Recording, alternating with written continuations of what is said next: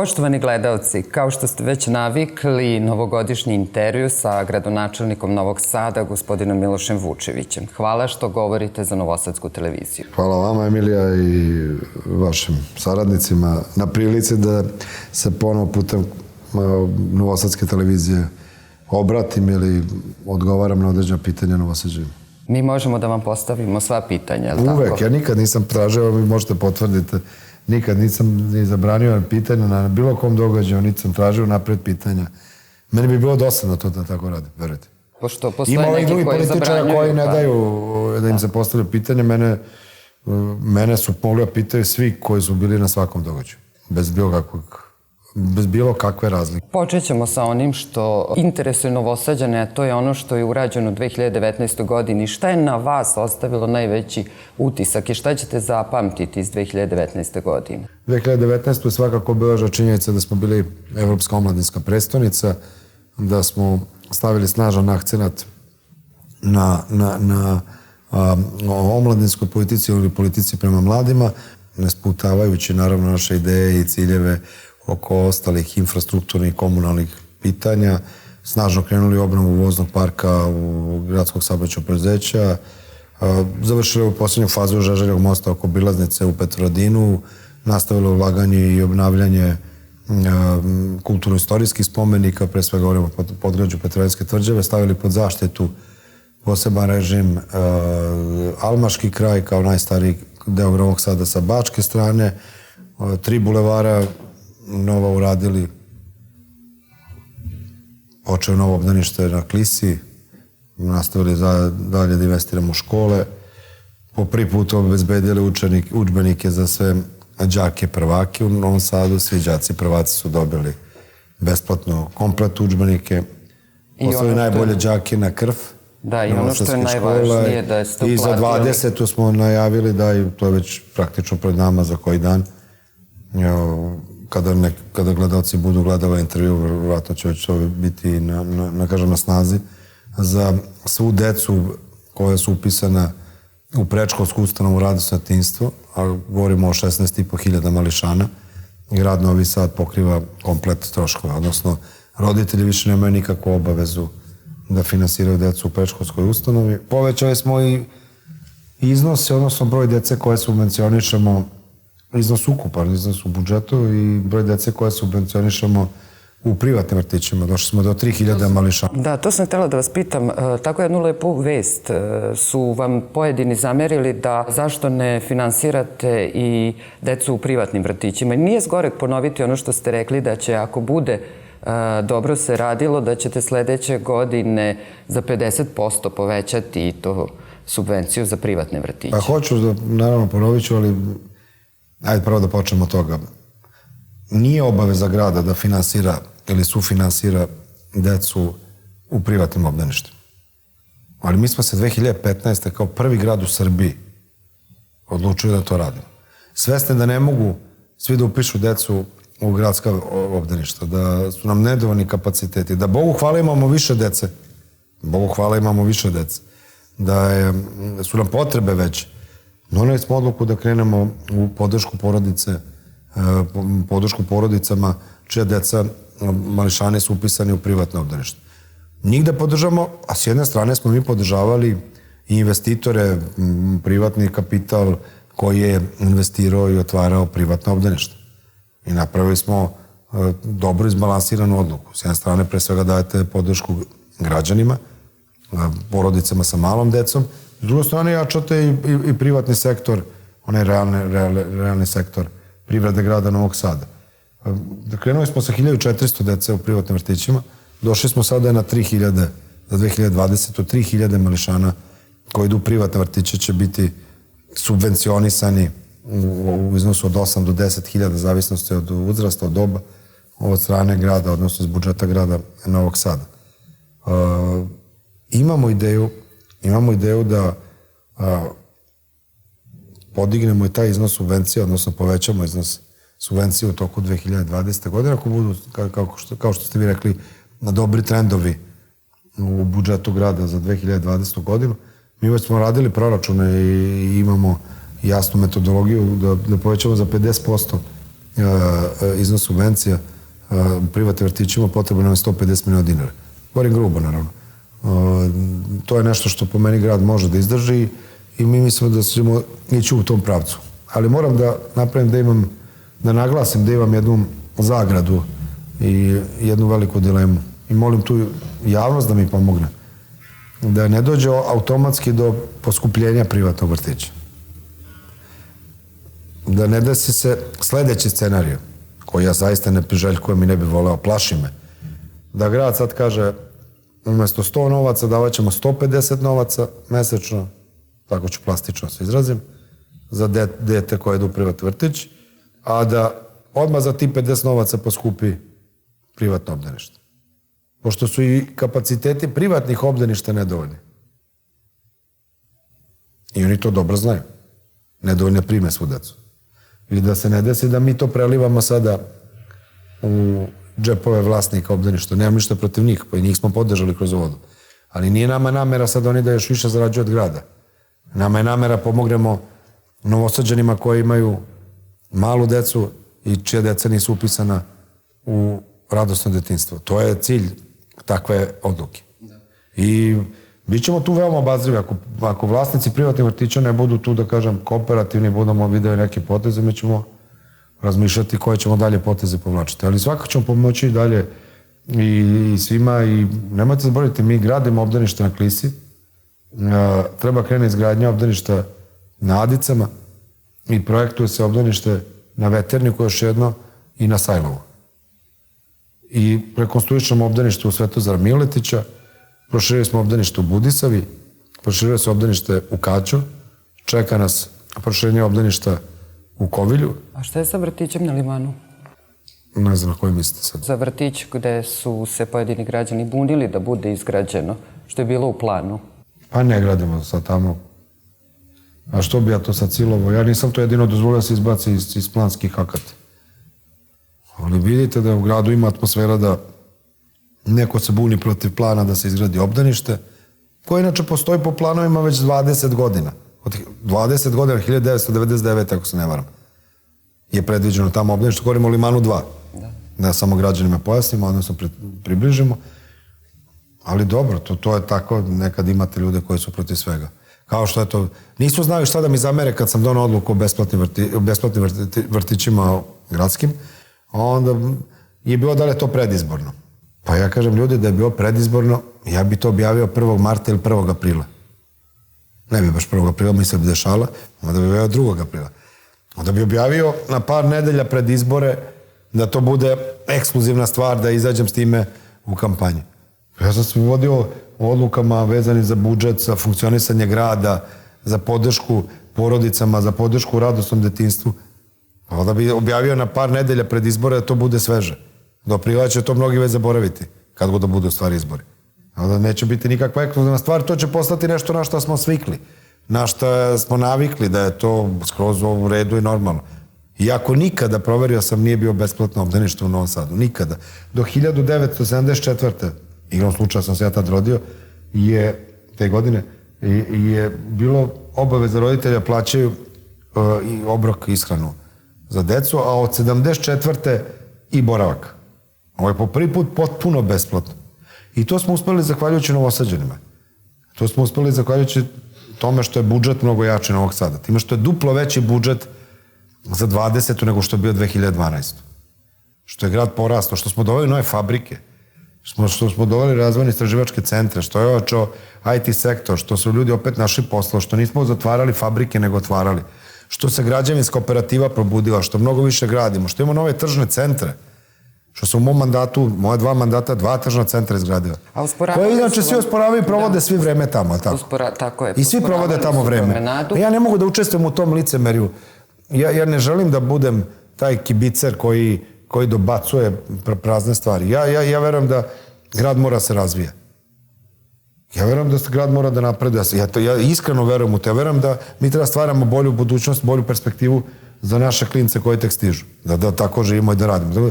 Da bilo je uvek raznih kritika, ali ja sam jako ponosan na Novi Sad, na sve Novosađane što smo omogućili da 16.500 mališana ide potpuno besplatno. A rasti će broj pošto gradimo nova 4 obdaništa. I 5 imamo planirano na Jugovićevu, tamo gde se grade stanovi za vojsku, policiju i pripadnike službi bezbednosti. Vidite kako će to biti ekskluzivno naselje, kako ćemo to lepo urediti. Tamo će biti atletski centar. Za sledeću godinu smo pripremali pare za početak izgradnje atletskog stadiona, da imaju na otvorenom prvo, pa onda idemo na atletsku dvoranu.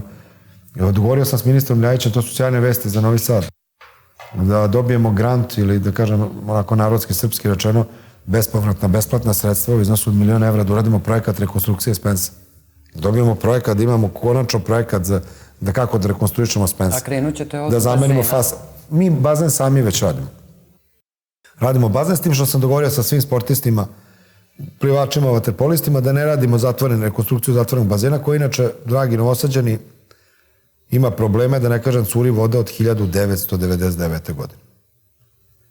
Od tada postoje problemi na zatvorenom bazenu Spens.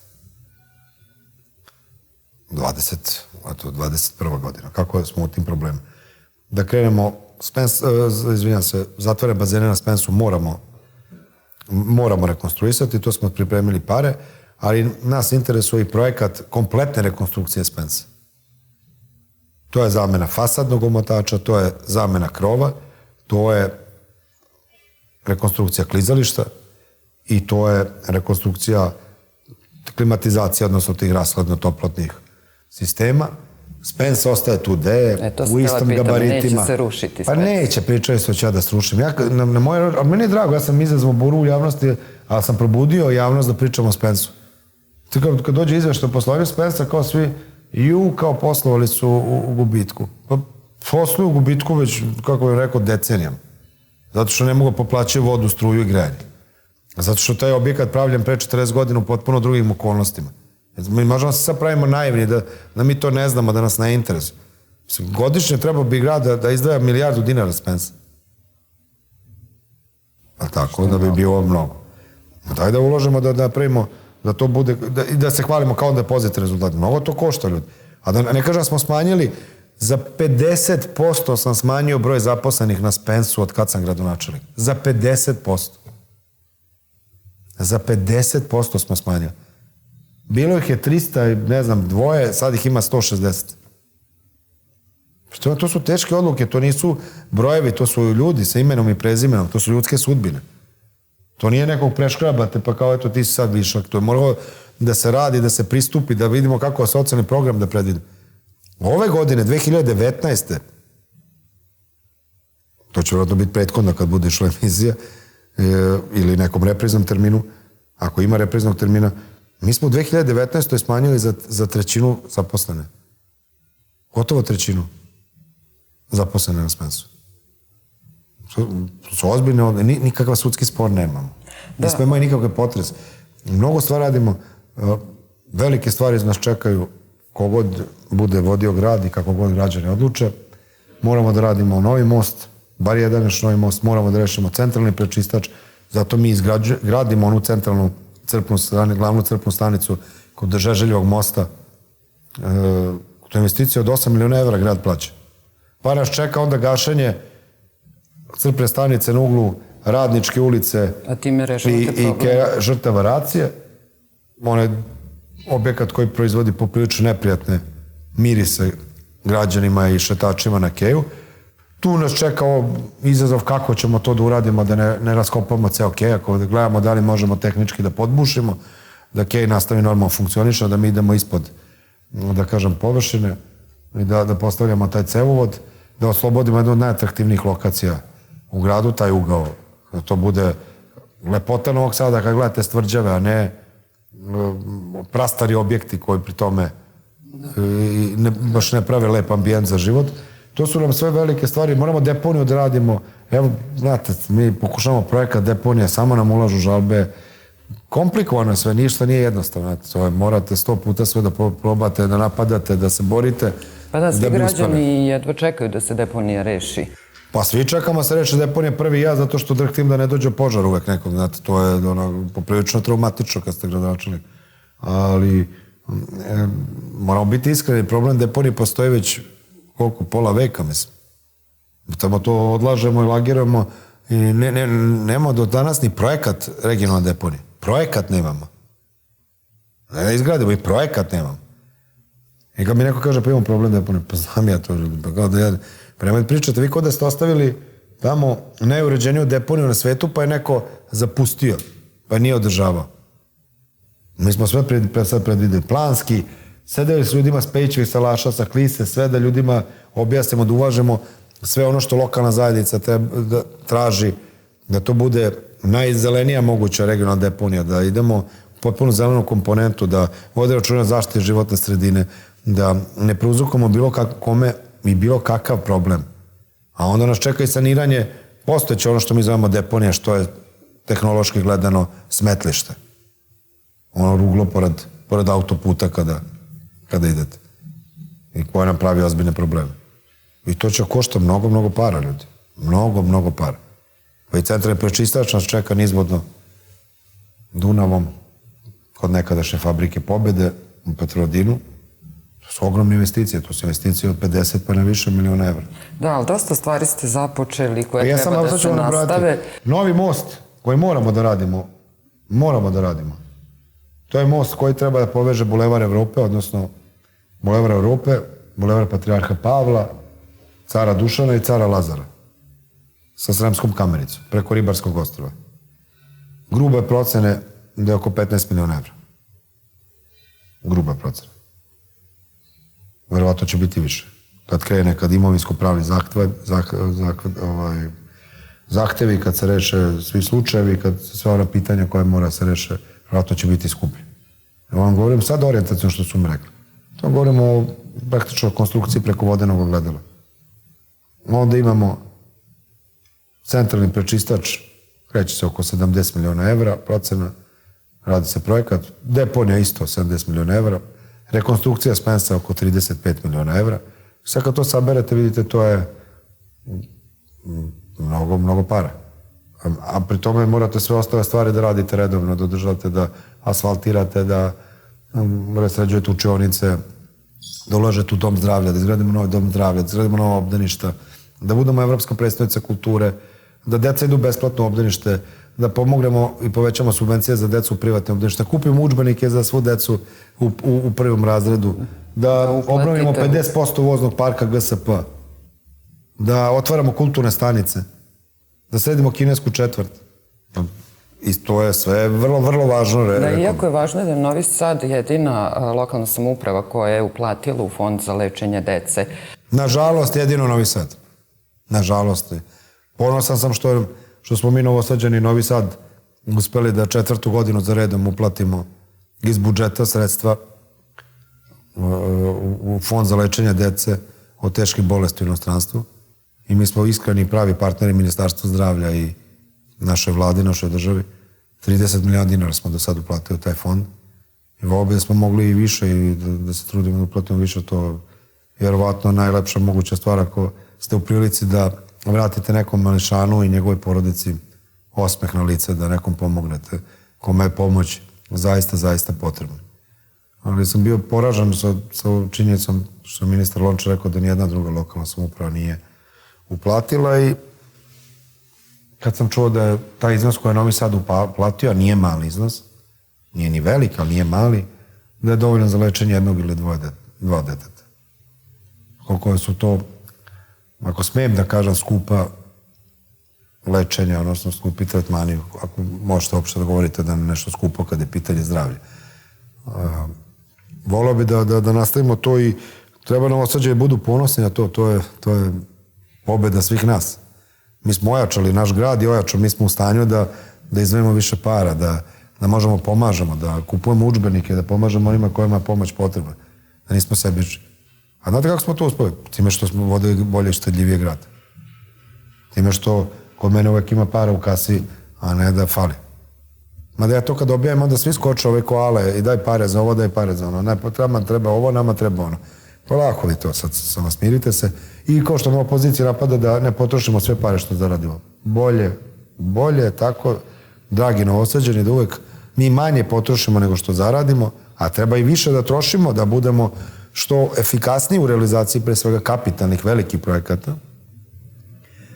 Ali uvek je bolje da imate više para nego da imate manje para. Ili mnogo vam bolje da trošite manje nego što zarađujete u odnosu na mogućnost da trošite više nego što zarađujete. Jer taj scenariju smo videli, pa to nam ne vodi na dobro, to vam ne otvara radna mesta. Tada nema besplatnog boravka u obdaništima, tada nema besplatnih udžbenika. Moramo da vidimo i oko cene karata u GSP, da vidimo da li možemo korigujemo oko nekih zona, da vidimo ili da pojeftinimo za pokazne karte za đake i studente, da vidimo da pomognemo još nekom roditelju. Roditelj koji ima 2 deteta upisana u radosnom detinjstvu, sa ovom odlukom grada, ću štedeti jedan iznos koji praktično mu pokriva račun informatike. I mi smo pomogli konkretno, kad pričamo da nešto grad bolje ekonomski stoji. Evo da vidite konkretno što to znači.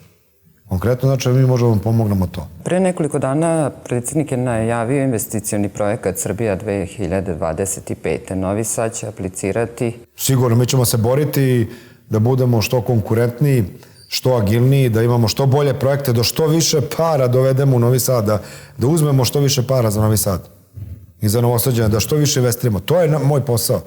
Moj posao je da obezbedim što više novca za Novi Sad, a ne da se svađam. Ja znam da bi bio popularniji sad da se posvađam sa nekim sa višeg nivoa vlasti, ali ljudi, da vam prevedem, nemamo ništa od toga. Vi nemate ništa od toga. Nema Novi Sad ništa od toga. Moj posao je zovem predsjednika, zovem premijerku, zovem predsjednika pokrajinske vlade, da imamo da dođe više para u Novi Sad. Da sređujemo naš grad, da ovde investiramo više, da mi bolje živimo. To je sjajan projekat Srbije 2025 i po prvi put vidimo jednu jasnu strategiju države ili posle dugo vremena vidimo jasnu strategiju države šta i kako treba raditi i kakvi su planovi i oko puteva i oko komunalne infrastrukture. Velika stvar, ključna, suštinska, strateška stvar podrške mladim bračnim parima, odnosno mladim ljudima da ostanu ovde. Borba da nam deca i unuci ostanu ovde. Vi ste krenuli... Borba opstanka. Pa i ovo što radimo, Emilija, i ovo što radimo, i besplatni udžbenici, i vidovdanska nagrada, i odlazak na krv, i besplatno za decu u obdaništima, i subvencionisanje u privatnim vrtićima.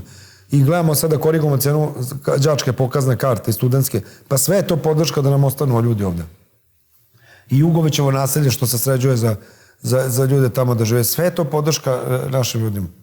A sve je to podrška da ljudi ostanu ovde. A da li je istina, to znam da interesuje naše gledalce, da će biti oko 500 evra kvadrat? Da, u Novom Sadu će biti 500 evra kvadrata. Koliko sam razumeo predsjednika, da će cena stanova za mlade bračne parove biti još niže. To su nekomercijalne cene, to vam država, da se razumemo, to država subvencioniše, da bi zadržala ljude, da bi pomogla određenim kategorijama ljudi, da bi pokazali ljudi, možda imate priliku da osetite plus i benefit od dobrog ili boljih budžeta. Projekat Srbija 2025 je veoma bitan i Novi Sad sprema projekte. Mi već imamo određene projekte, pre svega za vodovod i kanalizaciju, s kojim ćemo izaći. Predsjednik je spomenuo Spens, istu rekonstrukciju. Mislim sam spomenuo da sam govorio da dobijemo pare za projekat, a onda ćemo gledati da vidimo najbolji finansijski aranžman za Novi Sad oko rekonstrukcije Spensa. Moramo da vidimo oko stadiona Karađorđa, se tu malo ozbiljimo. Da, tu ste rekli da imate problema. Pa ima problema, ja sam po prvi put javno to rekao. Vidim da svi ostaju ćute. Nisam zadovoljno, vidim da predsjednik mislim da nije spomenuo stadion Karađorđa. Ili ga je zaboravio, ili ne znam, ima neke drugi stav, vidjet ćemo. A koji je motiv da nemamo jedan stadion? Ja ću da se borim, dokle god radim posao, da vam kažem. Dokle god se radi moj posao, ću se borim za novi stadion Karađorđe. Jer mislim da to je jako bitno za Novi Sad, za Novosađane, da je to velika podrška i fudbalskom klubu Vojvodina, da je to podrška zaista sportu i ne samo sportu grada Novog Sada. To vam investicija od gotovo 20 miliona evra, došlo bi 20 miliona evra u Novi Sad na ovoj investiciji. Te pare bi se potrošile ovde. I plus bi imali mnogo uređeniji deo ako rekonstruišemo. Rekonstruisat ćemo Spens, plus novi tržni centar, plus novi stadion, imate jedan novi klaster javnog, poslovnog, sportskog života u gradu. A zašto je neko protiv? Pa da što gledaju lične sebične interese. A da li imaju oni lokal, nemaju lokal, ko je vlasnik lokala? I ne mogu da razumeju da država neće finansirati izgradnju restorana. Država finansira izgradnju sportskih objekata. I sad to ne možete nekom da objasnite da ne može to. U stadionu treba bude muzej kluba, da bude fan shop, da možete kupite dres, da kupite šal, da možete možda na nekom mestu popijete kafu, a sada niko ne zamera da pečete sad ćevape, burek, motate, pite i ne znam šta. Ne može, mislim, ljudi, hoćete da idemo u Evropu, hoćete da budemo uređeno društvo ili hoćete da se pravimo da treba kažnjavamo Novi Sad. Ja ne znam da kažnjavam Novi Sad. Ne, to je država jača od svih, nemojte da imate, država će pobediti sve. Sve neformalne i formalne grupe, kogod bude kočio projekte, pobedit će država. To je državni projekat, mislim, država daje pare. Ne daje niko od njih pare, država daje pare. Država daje Novom Sadu pare da dobijemo stadion. Neki nisu za to, vidim. Okej. Samo bojim se da će nas usporiti, neće nas pobediti, a će nas usporiti. A mislim da je to sjajna vest za sve ljude u Novom Sadu, posebno za navijača fudbalskog kluba Vojvodine. Ja moram da vas pitam još neke stvari koje su me pitali građani, a to se tiče Kvantaške pijace i tiče se garaža.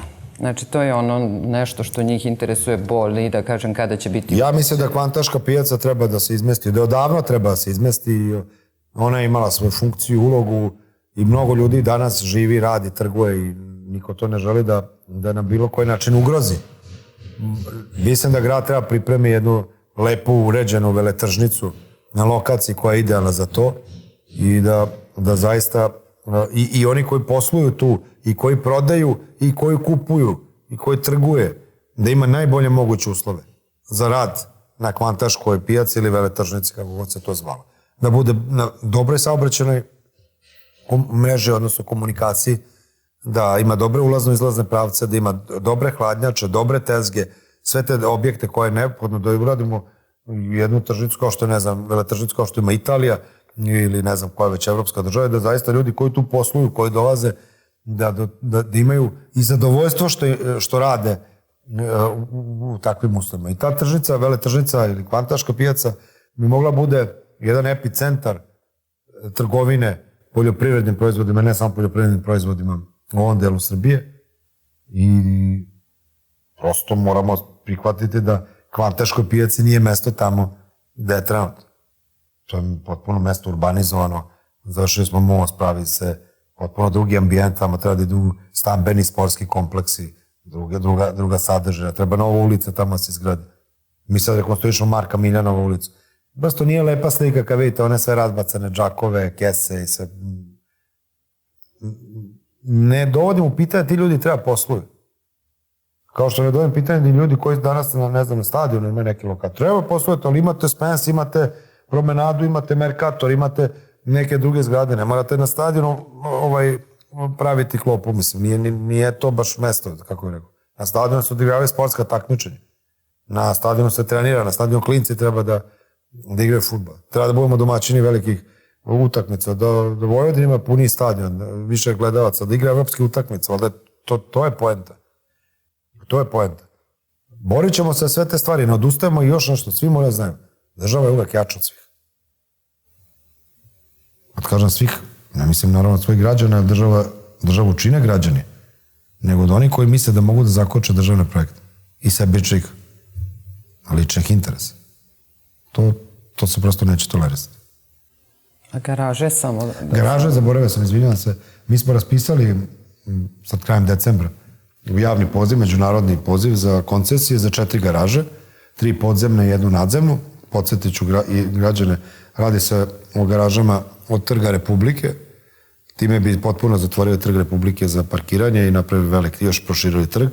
Znači, idemo ispod spomenika kralju Petru I. Karađorđeviću, odnosno ispod tog trga. Tu ide garaža, ide podzemna garaža između gimnazije Isidora Sekulić i Skupštine autonomne pokrajine Vojvodine. Ispod one parkovske površine ostaje parkovska površina, garaža ide ispod, ne dira se parkovska površina. Ide veoma značajna garaža u ulici Modene, ovde u centru grada, i podzemna, i ide predviđena izgradnja jedine, odnosno u ovom paketu na jedine nadzemne garaže, a to je potez Šafarikove ulice, odnosno preko puta Srpsko narodno pozorište i Uspenske crkve. Tu ide najveća garaža, ta garaža ima preko 400 predviđenih parking mesta i time bi izgradnjom te garaže mogli da sklonimo onu garažu koja već 20 godina stoji kao privremena, a to je garaža iza Uspenske crkve, odnosno Srpsko narodno pozorište, jer tu po projektu, urbanističkim projektima i projektu uređenja centra grada predviđen lep kamerni park, prelep za porodice, za roditelje sa malom decom, sa malim jezercetom, zaista onako za uživanje i da oplemenimo taj deo grada. Kada možemo očekivati da počnu radovi? Mislim da garaža sledeće godine će početi izgradnja. Mi ugovaramo o projektovanju i izgradnju garaža. Odmah sve ugovaramo. A privatni investitor ima interes da to što pre reši. Mislim da su u februaru stiče rok za ponudu, da sad ne pogrešim, i vidjet ćemo. Ne smijem da govorim o ime, o pominju saradnice, da ne govorim, imamo veliko interesovanje za garažu. Od velikih svetskih kompanija. Što znači da je atraktivna ponuda. I da će se rešiti problem uspešno smo rešili apoteke Novi Sad sa Benum. To je velika stvar što ušla nemačka firma na 15 godina da upravlja našim apotekama, koje su pravile sve već gubitak u dubiozu. Prosto državne apoteke nisu konkurentne privatnim na tržištu. Ne možete da se takmičite. Promenjeno opet društvene, političke, ekonomske okolnosti. Nekad je samo grad ima apoteke, a su privatnici krenuli u to i vi ne možete da pobedite u toj utakmici. Prosto nemate ista pravila. Ali dobra stvar, dobra klima, dobra poruka da jedan od najvećih evropskih i nemačkih farmaceutskih kompanija dođe i investira u naše apoteke i da veću ponudu nego što je početna, ako je bila jedina ponuda. Dobili smo $500 milijarde dinara. Više u budžetu. Da. Moram da vas pitam, kao potpredsjednik Srpske napredne stranke imali ste glavni odbor, najavljene su promene u junu mesecu, da će se stranka podmladiti, to je predsjednik najavio da se neće kandidovati. Kako vi to vidite? Pa stranka će se podmladiti ranije. U junu će biti kongres stranke gde će se birati novo stranačko rukovodstvo, da će sigurno biti novih lica, ali mi ćemo stranku podmlađivati i taj proces je već traje i kroz ovu stranačku akademiju, kroz koju prolaze mladi i ljudi koji su i talentovani, i inteligentni, uspešni, obrazovani i koji će svakako biti uspešniji sutra od nas. Mi ćemo velike promene izvršiti već u toku izborne kampanje, odnosno izbornih radnji, kada budemo prezentovali naše liste i za Narodnu skupštinu Republike Srbije, za pokrajinsku skupštinu i za lokalne samouprave, da će biti puno novih ljudi, novih lica. A vi ste insistirali da kongres bude mnogo ranije? Ja sam insistirao, ne bi o ovome pričao, pošto je bila zatvorena sednica glavnog odbora, ali predsjednik je govorio. Predsjednik je rekao. Pa i da ste dobili najveći aplauz.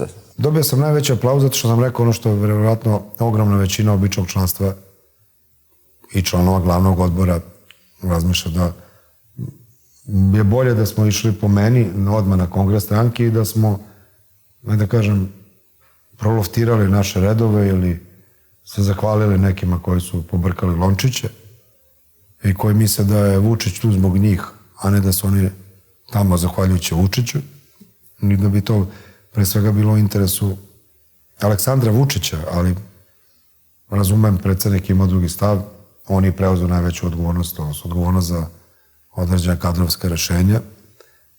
Na njemu je da spremi odgovor, na njemu je i da spremi odgovor i onima koji su nezahvalni, na njemu je da se i zahvali onima koji su umorili, kogod je u pitanju. Ja time nisam isključio sebe, nego kogod je u pitanju. Prosto stranka mora da zanavlja, da se obnavlja, da princip promenljivosti bude apsolutno nužan uslov za razvoj stranke, za napredak stranke. I verujem da ćete to videti, da ćemo svi to zajedno ispratiti u narodu. Proto da ja jesam izašao s predlogom da predsjednik odmah zakaže kongres i da pre izbora idemo u taj proces. Predsjednik je smatrao da nije moment i da on preuzima apsolutno odgovornost i da idemo najprvo na izbore, pa ćemo onda na unutar stranačke izbore, mi ćemo imati posle ovih parlamentarnih, pokrajinskih, lokalnih izbora, unutar stranačke izbore, koji će se završiti sa kongresom stranke na Vidovdan i izborom novog stranačkog rukovodstva. Ja mogu da razumem želju Aleksandra da se povuče, ali ne podržavam apsolutno i mislim to vrlo loša priča i za SNS, ali i za celu Srbiju. To nije ista stranka sa Aleksandrom i bez Aleksandra. Rekli ste da Velika je to razlika. sebe ne vidite. Pa ne vidim, mislim, prosto ne mogu zamisliti. lider, Ja stvarno ne vidim ko će to da, mislim, preuzma, kako da, ne mogu da znam. Ne sad da je to nešto što mi treba da izgovorimo, ne znam nija kako da. Prosto gledate sad, nije to isto da li imate najboljeg igrača na terenu ili nemate. Moramo da imamo neko ko je lider, ko može da povuče, ko može da vodi ceo tim. Ko je obezbedio i rast ove BDP-a iznad svih očekivanja ove godine. Ove godine će imati najveći rast. Sa Irskom u Evropi imamo najavljen projekta Srbija 2025. Imamo stabilan kurs već 8 godina. Imamo 17 manje država koje priznaju takozvanu nezavisnost Kosova. Imamo ispod 10% rekordnu stopu nezaposlenosti. Imamo najveći priliv stranih investicija u ovom regionu. Tučemo ih više nego svi oni zajedno puta 2. Pobeđujemo ih sve zajedno puta 2, a Srbija ima više stranih direktnih investicija. Radimo nikad više autoputeva. To je pričamo o zlatnom dobu i Tita, pa nije se ovoliko autoputeva gradio kao što se sad gradi. Pruge obravljamo. Prave se brze pruge. Mostove. Vojsku opremamo. Posle 40 godina vojska dobija savremene odbrambene sisteme i oružje i oruđe. Policija je danas mnogo sređenija, uređenija, opremljenija, spremnija. Pogledajte koliko se u obrazovanje ulaže. Pogledajte samo u Novom Sadu koliko dajemo i predškolsko i školsko obrazovanje. Prihvatili smo koncept dualnog obrazovanja, to nam je spas, ljudi, da ostanemo, da opstanemo na prostorima. Nestaćemo, ne budemo li se pripremali za sve ono što vas čeka u budućnosti. Nestaćemo ko narod, ko građani. Ne vredimo možda da držite 103 pridike. Nema od toga ništa. Mi moramo da učimo, da radimo, da se borimo još više. Da imamo više dece. Nema ko nema više dece. Mislim da je Aleksandar iznao skoro podatke razlike između Turske i Srbije. Ne u apsolutnim brojima koliko njih ima više nego nas, nego u procentima, u relativnim brojima. Koliko je Turska ima mlađu populaciju od Srbije. Nama cijela jedna generacija između Turske i Srbije vam fali kod Srba, u građana Srbije. Generacijski su jedno ispred nas. Turci. Generacijski su otišli ispred. I sad mi pravimo se kao, pa to se ne tiče, ajde da vidim ja gde danas pijem kafu i gde sam sutra na dočeku. Pa to je lepo, ali moramo razmišljamo i o našoj deci, moramo da zaista pokažemo kako da zadržimo bar najveći deo dece ovde na ovim prostorima. Najlakše kuka, te odlaze svi. Šta od toga ima? Pa svi će otići ako kukamo. Pa da vidimo kako da ih zadržimo. Pa da pomognemo nešto, pa da je dojačamo, pa da moramo da idemo to da plata bude 900 evra do 2025. godine. Videli ste najavio novo povećanje, predsjednik novo povećanje plate za medicinske sestre, najveće povećanje. Se borimo da određene profile zadržimo, da nam rastu svake godine plate i penzije. Da nam penzije odu na 400-450 evra prosek. Pa smijali su nam se i kad su rekli prosečna plata će biti 500 evra. I to je bilo, lažete, izmišljate. Smijali su se za sve investicije koje smo najavili. Sve im je bilo smešno i sve je ne valja i na kraju se sve to desi i to bude. Samo što mi brzo zaboravimo, naravno. Kao što smo u Novom Sadu sve slušaju priča će tržni centar potonuti, ovo će nestati, ovo će se istopiti, ovde nećemo vratiti spomenik kod Pupinove palate, ovde nećemo vratiti kosturnicu, ovde nećemo ozeleniti park, ne betonirat ćemo park. I onda vidite da zasadimo preko 400 stabala u jednom danu, a inače predviđeno 700 i nešto stabala. Hoće li Novi Sad biti zeleni evropski grad? Prihvatite da ne budemo nekorektni ljudi. Mi volimo Novi Sad najviše. Ja volim Novi Sad koji osađuje najviše na svetu. To je najlepši divan grad. Naš grad, najlepši naš grad. Ali da ne budemo nekorektni prema Beogradu i Beograđanima koji su krenuli pre nas u tu kandidaturu. Rekao sam, neko oni krenu prvi, a mi ćemo se, kako to u Novom Sadu doliguje, lagano, lepo pripremimo za neki novi ciklus, a vi znate kad se mi kandidujemo za neku evropsku titulu, mi to i osvojimo. Bar smo 2 puta pokušali, 2 puta smo osvojili. Jedini smo grad van Evropske unije koji ima 2 titule. I predstavnica mladih i predstavnica kulture. Mislim da pitanje zaštite životne sredine, ekologije i celog korpusa propratnih stvari koje prate te oblasti dolaze sve više u fokus i bit će. I, nažalost, tu dolazi do politizacije, da te stalno neko predstavlja da neko hoće nešto betonira ili da asfaltira, ne znam nije šta, da seče drva, jer niko ne spominje koliko se mnogo više ulaže u zaštitu životne sredine i koliko se ulaže u nove zasade.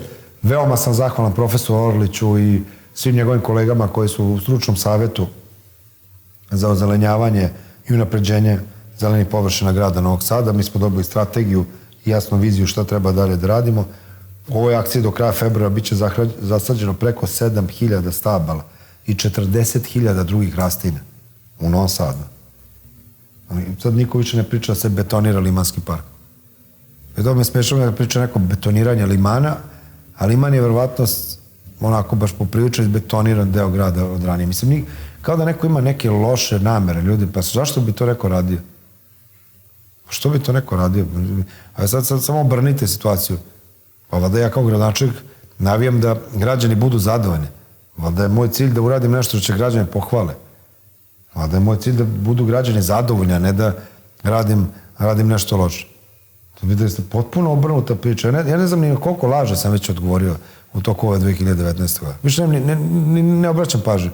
Potonuće promenada, srušit će zgrade okolo, nestaće voda, Karađorđe će nestati, neće se vratiti Kostunica i spomenik ovde ispred Pupinove palate, gde smo nekad inače srušili Jermensku crkvu, da bi proširili bulevar Mihajla Pupina. Ne ja lično, ali neke prethodne generacije Novog Sada. Onda šta je bilo? Da nećemo zeleniti bulevar Despota Stefana, nećemo zeleniti Sent Andrejski bulevar, neće biti zeleni krov na promenadi, ma ne znam, ne mogu da ispratim šta sve neće biti. I sve se to desi i betonirat ćemo Limanski park, i sve se to obije kao, ne znam ni ja, lopta o zid, otpadne kao blato s točka i nikom ništa. I niko nikad te ljude nije pitao, a šta sad kažete, vi ste tvrdili, rekli su ću da srušim Spence, pravili su peticiju da se ja zaustavim na bagiru na Spence, ja ljudi ću da obezbedim projekat za rekonstrukciju Spensa, pa možda ako budem tu ću da rekonstruišem. A šta ste vi uradili? Napadali ste me fabrike što su dolaze u Novi Sad. Da ne valje fabrike. Pa zahvaljujući tim fabrikama nama deca idu od 1. januara besplatno obdanište. Nama je bolji budžet. Napadate me za nove građevine. Pa bez toga ne možete puniti budžet, prijatelji. Ne možete puniti budžet. A ja sam zaštitio gradsko jezgro. Zaštitio sam i podgrađe Petrodinske tvrđave. Zaštitio sam i Almaški kraj. A šta ste vi tačno radili?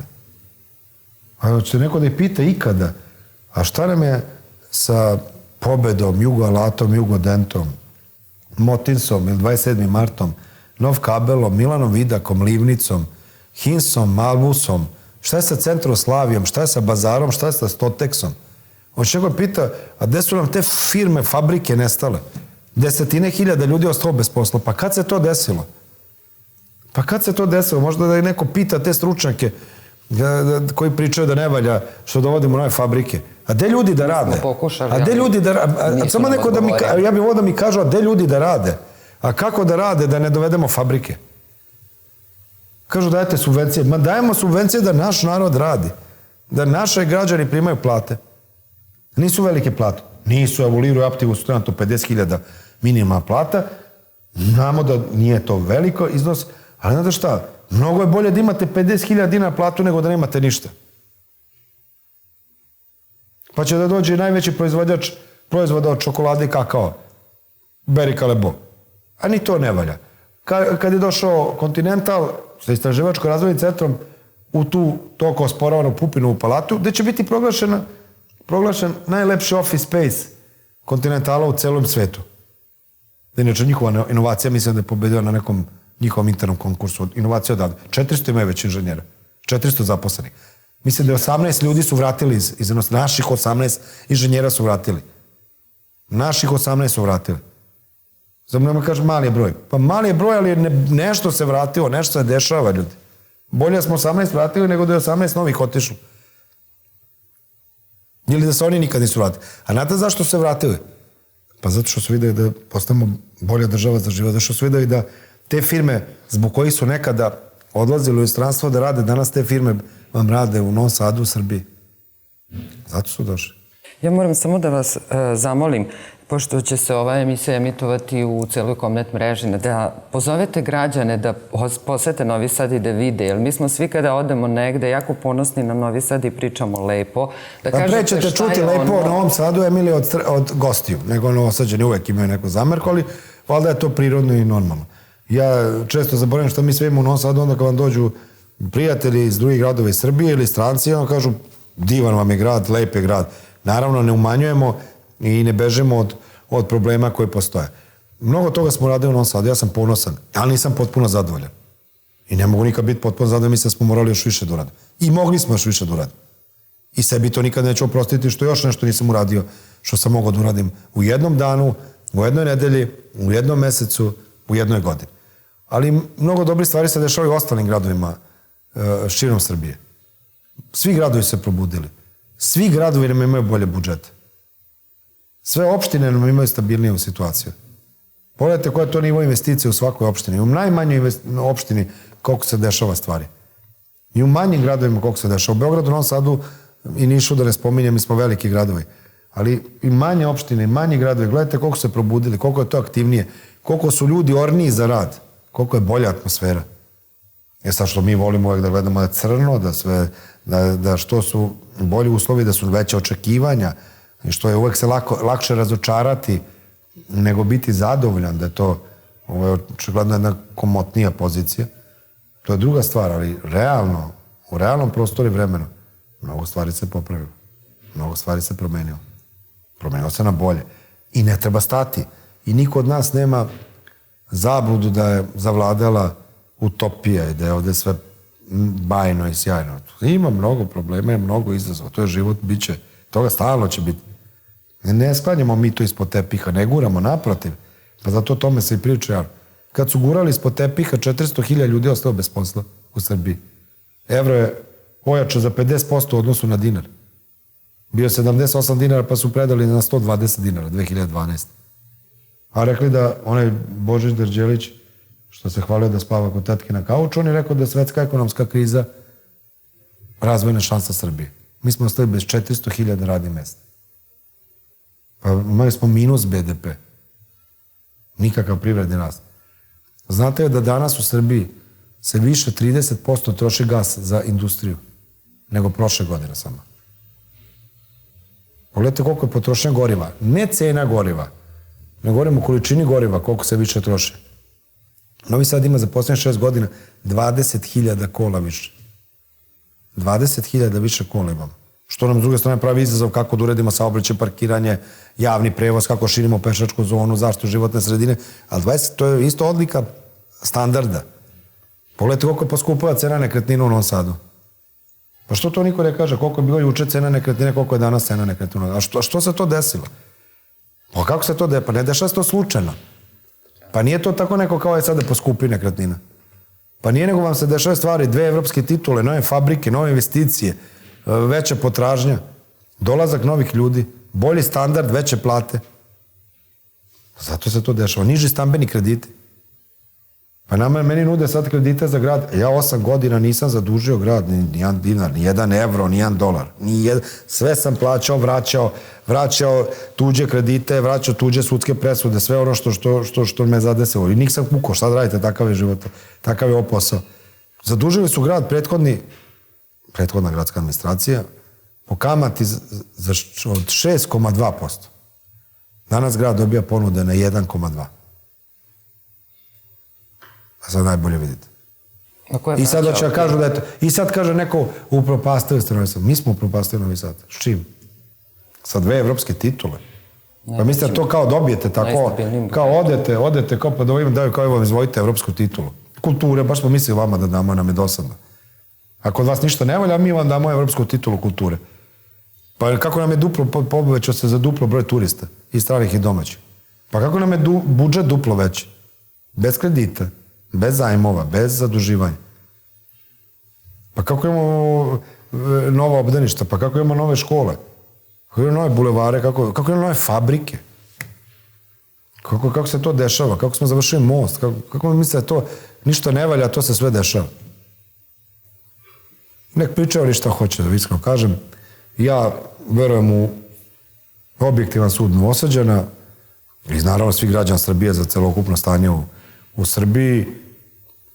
Kako građani budu rekli, tako će biti. Isključivo i jedino će tako biti. Kako građani budu rekli. Ja znam da sam i ovih 8 godina zaista posvetio Novom Sadu, maksimalno živeo i radio za Novi Sad. Da li sam bio najbolji ili nisam, tu uvek želite bolje. Ali moje namere i želje su bile čestite i fokusirane na nešto što će ostaviti pozitivan trag u razvoju Novog Sada, jer ja ne želim za to da budem bogatiji, nego želim da sutra moji sinovi i sutra i unuci mogu da se prošetaju kroz Novi Sad, kažu ovo je urađeno kad je naš tata ili deda nešto radio za Novi Sad. Mene to vodi. Sad da li sve u politici to vodi, ja ne znam, verovatno ima oni koji imaju drugi motive. Ali meni je to životna želja da ostane neko i kaže, to se tada desilo. Tad je ovo urađeno. Tad smo imali 2 evropske titule. Tad su stigle neke fabrike. A ne ove kao što smo ugasili 20 fabrika. Nestale nam industrijske zone, bre, cele. Cele nam industrijske zone nestale. I nikom ništa. Pa što nisu stručnjaci završili centralnu kuhinju? Pa kako oni to sve znaju, oni su toliko dobri i sve stručni i sposobni i oni bi sve znali kako treba u Novom Sadu da se uradi. Pa sve su upropastili, bre, ljudi. Fabrike nam sve zatvorili, bre, sve sam vam nabrao fabrike. Nadam se da ćemo naći privatnog investitora, da ćemo rešiti ono ruglo od centru Slavine, hladnjače, nekadašnje kad ulazite u Novi Sad s autoputa, da će i rešiti se oko Azotara isto. Azotara koja je isto privatizovana u njihovo doba, spektakularno. Pa pogledajte na šta liči. Tu su onog doveli nekog bivšeg makedonskog ministra koji je pobegao u bekstvu par. Tako su oni vodili vam ekonomiju, privredu grada Novog Sada. Ti isti koji danas lepe neke nalepnice i oblepljuju gradsku kuću. Pa to se ne radi, ljudi. Ne lepite plakate na gradsku kuću. To nikad niko nije radio. To nije novosadski, to nije pristojno, to se ne radi, ljudi. I tu je imovina svih Novosađa. Jeste, ali imate posla sa neodgovornim ljudima. I još nešto vam kažem, ja njima iskreno verujem kad oni kažu da će proterati fabrike investitora. Oni su se dokazali da su uspešni. Pa oni su pozatvarali sve novosadske fabrike. Pa njima je to politika da zatvore sve novosadske fabrike, da ljudi ostanu bez posla, da građani ostanu bez posla, a da onda oni to pripreme svojim burazerima, ostalim tajkunima, da još nešto Mišković, Šolak, Đilas kupe, pa da onda oni mogu to posle da trguju. Inače to u centru Slavinu hladnjaču, to je Mišković kupio i nije ništa teo da uloži.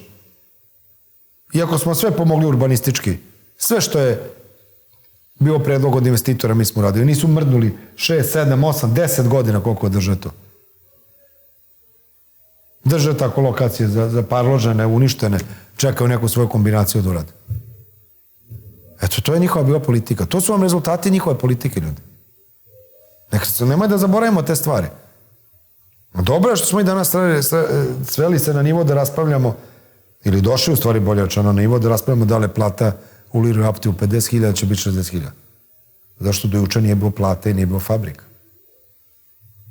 A dolazi nam još najmanje 2 kompanije. BMTS dolazi, baš male turbosistemi, sjajna nemačko-austrijska kompanija. I dolaze nam, vidjet ćemo da li je Panci ili Nemci još jedni u Novi Sad. A ima ponudu da prodamo sad kompletnu industrijsku zonu Sever 4. Da, to ste govorili o tome. Vidjet ćemo sa državom kakve su nam dalje projekcije oko investitora. Ja sam optimista, samo da ne bude neke neozbiljne, neodgovorne politike. I da na kraju hoću da... To će građani, da, pošto imate mnogo obaveza, a građani će... Da se zahvalim vama i svim vašim saradnicima na Novosadskoj televiziji, svim zaposlenima na saradnji. Vi ste bili uvek sa nama na licu mesta, mogli pitate da vidite šta se dešava. Puno hvala na tome. Hvala i ljudima koji se ne vide iza objektiva, iza kamera su, iza stativa, zasluže su što mi imamo priliku da se obratimo i razgovaramo pred Novosađanima i koristim priliku da svim Novosađanima putem naše Novosadske televizije čestitam predstojeće praznike, novogodišnje, božićne i ljudima koji su već proslavili Božić, da poželim svako dobro, od Boga dobro zdravlje, malo junačke sreće i da se borimo u učionicama, fabrikama, ustanovama, da se borimo idejama, olovkama, knjigama, laptopima, znanjem za naš Novi Sad i za našu Srbiju. Hvala vam puno na razgovoru. Kako gradonačelnik kaže, idemo još jači u 2020. godinu. Hvala puno.